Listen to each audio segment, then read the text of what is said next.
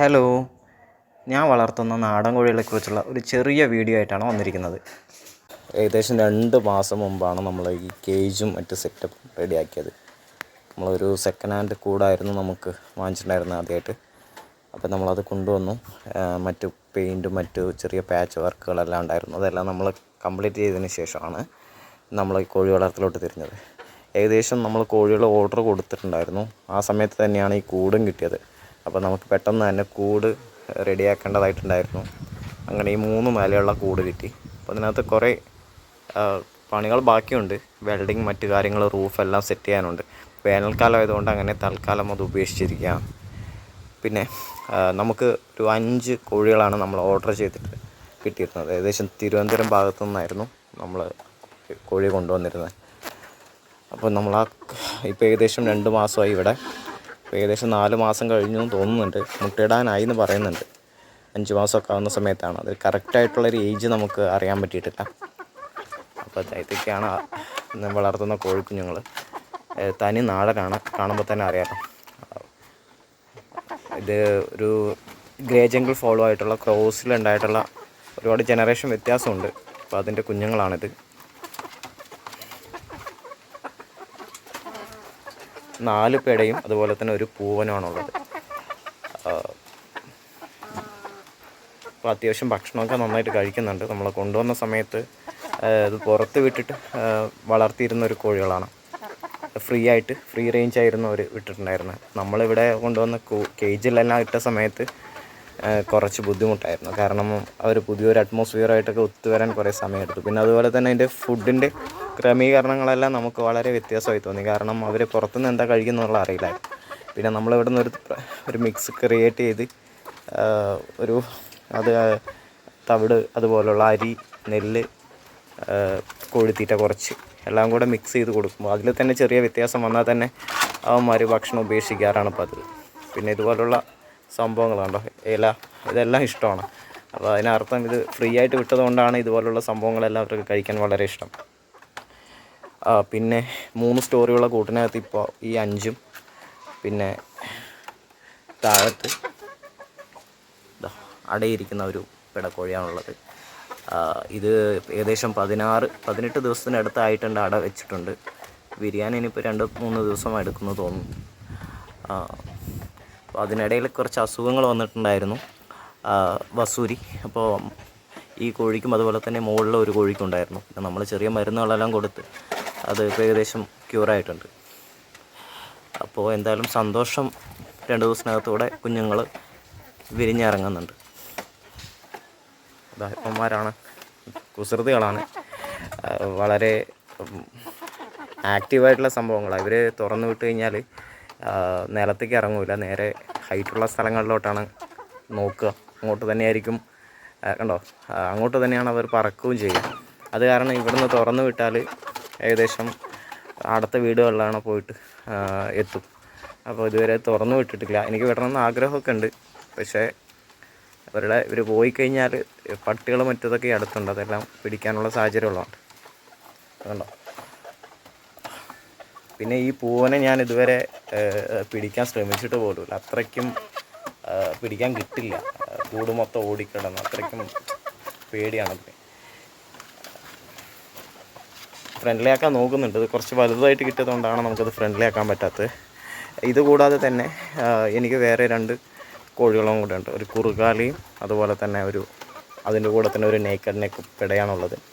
അവരെ നമ്മൾ ഈ അസുഖം കാരണം, അവർക്കും അസുഖം ഉണ്ടായിരുന്നു. അപ്പോൾ അത് കാരണം ഇങ്ങോട്ട് കൊണ്ടുവരാൻ പറ്റാത്തത് കൊണ്ടാണ്. എല്ലാത്തിനും അസുഖം പിടിച്ച്. അപ്പോൾ അവരെല്ലാം റെഡി ആയതിനു ശേഷം മാത്രമേ ഇനി ഈ കൂട്ടിലോട്ട് കൊണ്ടുവരികയുള്ളൂ. കൂടെല്ലാം ഒഴിഞ്ഞു കിടക്കുന്നുണ്ടോ. ഈ മുകളിൽ ഇത്രയും ഒരു 8-10 കോഴികളെ വിടാനുള്ള ഇതുണ്ട്. മുകളിൽ അടയിരിക്കാനുള്ള സൗകര്യമുണ്ട്. അതുപോലെ തന്നെ ഇതിനകത്തൊരു 10 കോഴിക്ക് ഞങ്ങളെ വിടാൻ പറ്റും.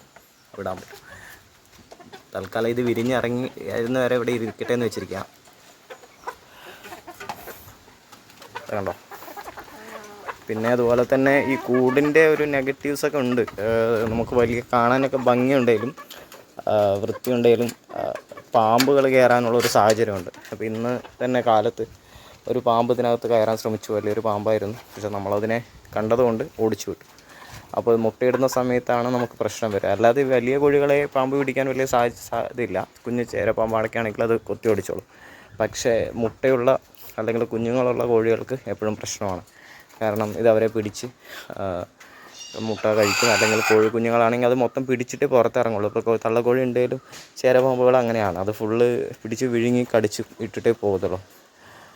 അപ്പോൾ ഈ വീട് കൂട് ഈ സൈഡെല്ലാം എങ്ങനെയൊക്കെയാണ് വെച്ച് അഡ്ജസ്റ്റ് ചെയ്തിരിക്കുന്നത്. ഇത് മൊത്തം കവർ ചെയ്യാൻ ഇനിയൊരു പണി കൂടെ ഉണ്ട്. ഇത് മൊത്തം കവർ ചെയ്യാൻ ഒന്നില്ലേ നെറ്റ് ഉപയോഗിച്ചിട്ട്, നമ്മൾ ചെറിയ കണ്ണിയുള്ള നെറ്റ് ഉപയോഗിച്ച് കംപ്ലീറ്റ് ആയിട്ട് മൂടുകയാണെങ്കിൽ ഒരു പ്രശ്നം വരില്ല. അതാണ് എനിക്ക് കുറച്ചുകൂടെ ബെറ്ററായിട്ട് തോന്നുന്നത്. കാരണം പാമ്പുകളിൽ നിന്ന് രക്ഷ നേടാൻ ഈ നെറ്റുകൾ തന്നെയാണ് ബെറ്റർ. കാരണം എന്തെങ്കിലും പ്രശ്നം ഉണ്ടെങ്കിൽ അതിനകത്ത് കുടുങ്ങിക്കോളും. പിന്നെ ഇതിനകത്ത് ഇനിയൊരു നെറ്റ് കൂടെ അടിക്കുക എന്ന് പറഞ്ഞത്, ഇത് കണ്ടോ, നമ്മൾ കൂട് നല്ല കൂടാണ്, പക്ഷേ നമ്മൾ സെറ്റപ്പ് ശരിയല്ലാത്ത കാരണം ആണ് ഇങ്ങനെ കവറും മറ്റു കാര്യങ്ങളും മഴ പെയ്ത് കഴിഞ്ഞുള്ള പ്രശ്നങ്ങൾ കാരണമാണ് നമ്മൾ ഇങ്ങനെ വെച്ചിരിക്കുന്നത്. അപ്പോൾ കുറച്ചുകൂടെ ഇതിനകത്ത് പണിയുണ്ട്. അതുപോലെ തന്നെ കുറച്ച് പിടക്കോഴിയും കൂടെ നമ്മൾ പർച്ചേസ് ചെയ്യുന്നുണ്ട്. പർച്ചേസ് ചെയ്ത് വിരിച്ചിറക്കാനുള്ള ഒരു പ്ലാനാണ്. ഇതിപ്പോൾ മുട്ടയിടാനായിട്ടുണ്ട് ഏകദേശം. അപ്പം നമ്മളിനി വീട്ടിലുള്ളതും വീട്ടിലുള്ള കോഴിയെ കൂടി ഇങ്ങോട്ട് കൊണ്ടുവന്നു കഴിഞ്ഞാൽ 9 എണ്ണം ഉണ്ട് ടോട്ടൽ. 8 എണ്ണം ഉണ്ട് ടോട്ടൽ. അപ്പം നമ്മളിനി കുറച്ച് മുട്ടക്കോഴികളെ കൂടെ ഉൾപ്പെടുത്താമെന്നാണ് പറയുന്നത്. കാരണം ഇവർ മുട്ടയിട്ടിട്ട് നമുക്കൊന്നും മുട്ടയിട്ട് കയ്യിൽ കിട്ടുമൊന്നുമില്ല. കാരണം ഇത്ര എണ്ണം ആകെ 8-10 എണ്ണം ഒക്കെ ഇട്ടുള്ളൂ. 15 മാക്സിമം. ഈ പിടക്കോഴിയാണെങ്കിൽ 15 എണ്ണത്തിൽ കൂടുതൽ ഇട്ടിട്ടില്ല. പിന്നെ അത് അടിയിരിക്കാൻ സ്റ്റാർട്ട് ചെയ്യും. അത്രയും കാലം നമുക്ക് മുട്ട വീട്ടാവശ്യത്തിനൊന്നും നമുക്ക് കിട്ടില്ല. അതേസമയത്ത് ഈ ശ്രീ പോലുള്ള കോഴികളൊക്കെ ആണെങ്കിൽ BV3 ഞാൻ ഇതുവരെ വളർത്തിയിട്ടില്ല. ഗ്രാമശ്രീ പിന്നെ അത് അത്യാവശ്യം മുട്ടയിടുന്ന ഒരു ടൈപ്പാണ്. ഇനി എല്ലാ ദിവസവും നമ്മൾ പുറത്ത് തീറ്റ കൊടുക്കേണ്ട കാര്യമൊന്നുമില്ല. വീട്ടിലെ വേസ്റ്റ് മറ്റു കാര്യങ്ങളൊക്കെ കൊടുത്താൽ മതി.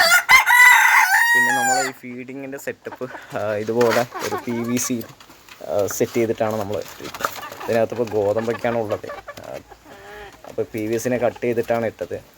അതുപോലെ തന്നെ ഫസ്റ്റ് അപ്പോൾ നമ്മൾ കുറച്ച് വെള്ളത്തിന് വേണ്ടിയിട്ട് ഇങ്ങനെയുള്ള ഒരു ബോട്ടിലാണ് വാങ്ങിച്ചത്. ശരിയായിട്ടുള്ള സെറ്റപ്പ് അല്ല. കാരണം ഇത്ര എണ്ണത്തിന് അത് 10-15 മിനിറ്റിനകത്ത് തന്നെ അത് വെള്ളം കുടിച്ച് തീർക്കും. പിന്നെ അത് ചെറിയൊരു ഡ്രിങ്കർ സെറ്റപ്പും കൂടെ ഉണ്ട്. അതിൽ വെള്ളം കഴിഞ്ഞിരിക്കുന്നത്. ഭക്ഷണം കൊടുക്കുന്ന സമയത്തെല്ലാം വെള്ളം വെച്ച് കൊടുക്കും. എക്സ്ട്രാ ഈ കുപ്പിയിൽ നിറച്ച് വയ്ക്കുന്നതാണ് ഇപ്പോൾ കഴിഞ്ഞിരിക്കുന്നത്. എന്തായാലും ഈവനിങ് ഒരു 5:30 ശേഷം നമ്മൾ വൈകുന്നേരത്തേക്കുള്ള ഭക്ഷണം കൊടുക്കും. ഏകദേശം 3 നേരം കൊടുക്കും. ഇടയിൽ കയ്യിൽ കിട്ടുന്ന എന്താണെന്ന് വെച്ചാൽ കൊടുക്കും. അത് കാരണമാണ് ഇത് ബാക്കി വെച്ചിരിക്കുന്നത്. കുറേയൊക്കെ ബാക്കി വെച്ചിട്ടുണ്ട്. ബാക്കി വന്നാലും നമ്മളിതിനെ വൈകുന്നേരം സെറ്റാക്കിക്കോളും. ഇതിനെല്ലാം നമ്മൾ അതിൻ്റെ ഫീഡിൽ തന്നെ തിരിച്ചു കൊട്ടി മിക്സ് ചെയ്തിടും. കാരണം ഇത് നമ്മൾ ഉച്ചയ്ക്ക് ഇട്ട് കൊടുത്താൽ അത്രയ്ക്ക് കേട് വന്നിട്ടൊന്നും ഉണ്ടാവില്ല. കണ്ടോ,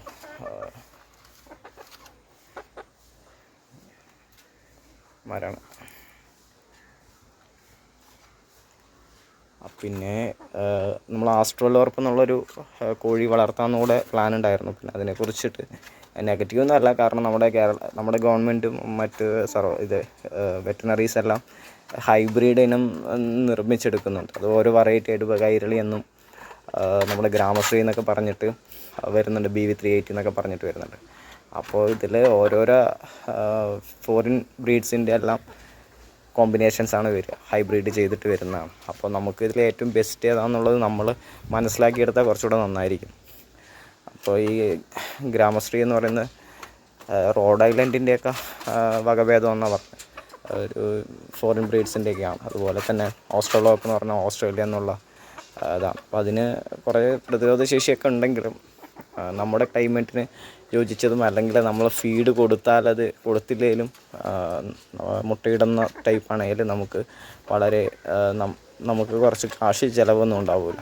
അല്ലാതെ നമ്മൾ ഫുൾ ടൈം ഈ BV380 പോലെ നമ്മൾ ഭക്ഷണം ഫീഡ് ഫുള്ള് കൊടുത്ത് നമ്മൾ വളർത്തിയെടുക്കുകയാണെങ്കിൽ അത് കൊമേഴ്ഷ്യലായിട്ട് മാത്രമേ നമുക്കത് കിട്ടുള്ളൂ. അല്ലാതെ നമ്മൾ ഈ നോർമലി ഇപ്പോൾ ഇതിൻ്റെ ലാഭം കണക്കുകൾ എടുക്കുകയാണെങ്കിൽ നഷ്ടം തന്നെ ആവുള്ളൂ. കാരണം ഇതൊരു കച്ചവടമായിട്ട് നമുക്ക് കൊണ്ടുപോകാൻ കുറച്ച് ബുദ്ധിമുട്ടാണ്. പിന്നെ ഇത് നമ്മൾ സെയിൽ ചെയ്യാനും ഒക്കെ നമ്മൾ വളർത്തിയതിനെ കൊടുക്കുകയാണെങ്കിൽ അതിൻ്റേതായ ഒരു പ്രോസസ്സുണ്ട്. അത് കറക്റ്റായി മാത്രമേ ലാഭം എടുക്കുള്ളൂ. അല്ലാതെ ഒരു പെറ്റ്സ് എന്നുള്ള നിലയ്ക്ക് വളർത്തിയെടുത്താൽ ബിസിനസ് പർപ്പസിന് നടക്കില്ല. അപ്പോൾ ഇത് രണ്ടിനും മീറ്റ് ചെയ്യാൻ വേണ്ടിയിട്ടാണ് കുറച്ച് കുറച്ച് മുട്ടക്കോഴികളെ നമ്മൾ വളർത്തുന്നത് നമ്മുടെ വീട്ടാവശ്യത്തിനുമായി. മറ്റ് ഈ നാടൻ കോഴികളാണെങ്കിൽ നമ്മൾ വിരിഞ്ഞിറങ്ങുന്നതിന് മൊത്തം നമുക്ക് സെയിൽ ചെയ്യാനോ എന്തെങ്കിലും പറ്റും. അപ്പോൾ ഇത്രയൊക്കെ ഉള്ളൂ. അപ്പോൾ എന്തായാലും ഡെയിലി വീഡിയോസെല്ലാം ഇതിനെക്കുറിച്ച് ഇടുന്നുണ്ട്, ചെറിയ ചെറിയ ഷോർട്സ് വീഡിയോസൊക്കെ ആയിട്ട്. അപ്പോൾ കൂടുതൽ കാര്യങ്ങൾ അറിയാൻ വേണ്ടിയിട്ട് സബ്സ്ക്രൈബ് ചെയ്യണം. ഇതുവരെ സബ്സ്ക്രൈബ് ചെയ്യാൻ പറഞ്ഞിട്ടില്ല, എല്ലാവരും ഒന്ന് സബ്സ്ക്രൈബ് ചെയ്യുക. കൂടുതൽ വീഡിയോസിനായിട്ട് വീണ്ടും കാണാം. എന്നാലും ബൈ.